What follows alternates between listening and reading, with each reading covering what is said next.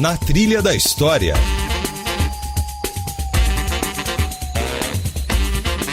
Uma mini biografia do Brasil e do mundo.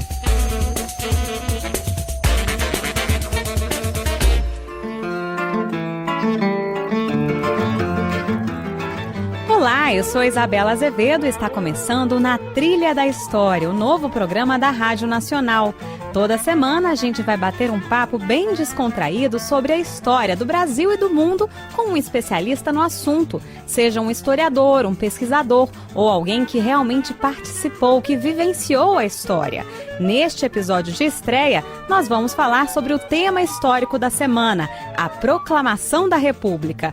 Nosso entrevistado é o jornalista e escritor Laurentino Gomes, autor do livro 1889, ano em que foi derrubada a monarquia. Laurentino aponta a abolição da escravatura como um dos motivos para a transformação do Brasil em república. A Lei Áurea de 1888 irritou os fazendeiros que ainda dependiam da mão de obra escrava. É como se a monarquia tivesse puxado o tapete. Os fazendeiros se consideraram traídos e passaram a apoiar o movimento republicano.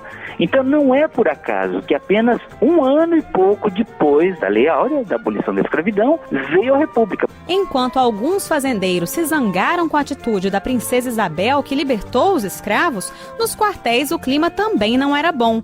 Passados alguns anos da guerra contra o Paraguai, o exército brasileiro não recebeu os investimentos que gostaria. Claro que depois que acabou a guerra do Paraguai, o Brasil não precisava mais ter tanto orçamento, os soldos foram diminuídos, o número de efetivos diminuiu também, e as lideranças militares começaram a se sentir subestimadas, desprestigiadas. E aí surge a chamada questão militar, que é uma série de encrencas, de brigas entre os militares e as autoridades imperiais, que levaria, essa é a principal causa que levaria o Marechal Deodoro da Fonseca a destituir o governo do Império no dia 15 de novembro de 1889. Mas o Marechal Deodoro da Fonseca não embarcou de cara nessa história de república, não. Ele foi levado a liderar as tropas contra o imperador, mas ele era monarquista. Um ano antes, ele escreveu uma carta para um sobrinho dele no Rio Grande do Sul, dizendo o seguinte: olha, república e desgraça no Brasil são a mesma coisa. A única solução para o Brasil é a monarquia. Mas ele acabou, por força das circunstâncias, liderando a chamada Proclamação da República. Os militares, então, convenceram o Marechal. Em 15 de novembro de 1889, Deodoro depôs o governo de Visconde de Ouro Preto, o então chefe dos ministros imperiais. Até aí não havia mudança na forma de governo, porque o Marechal ainda não estava convencido a proclamar a República. Mas Dom Pedro II resolveu convocar o senador gaúcho Gaspar Silveira Martins para compor o novo ministério. O problema é que tempos antes, esse mesmo senador havia conquistado a baronesa do Triunfo, por quem Deodoro era apaixonado.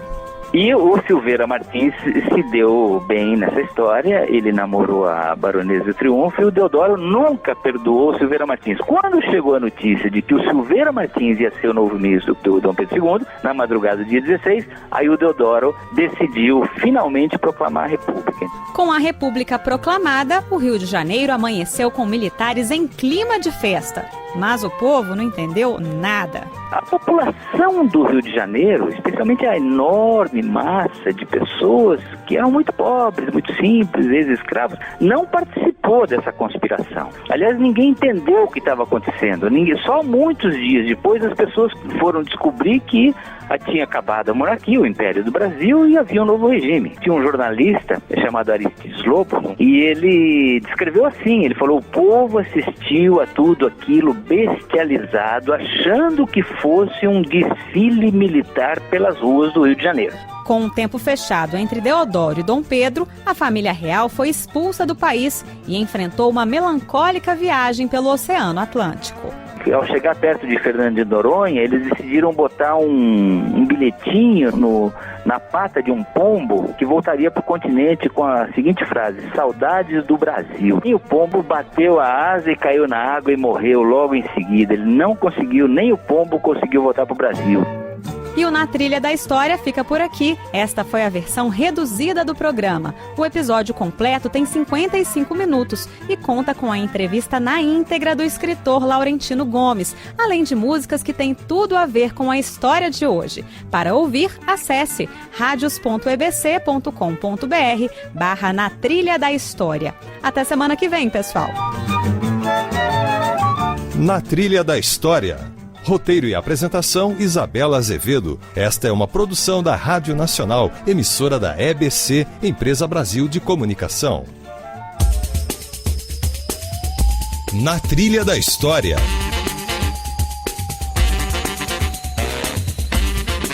Uma mini biografia do Brasil e do mundo.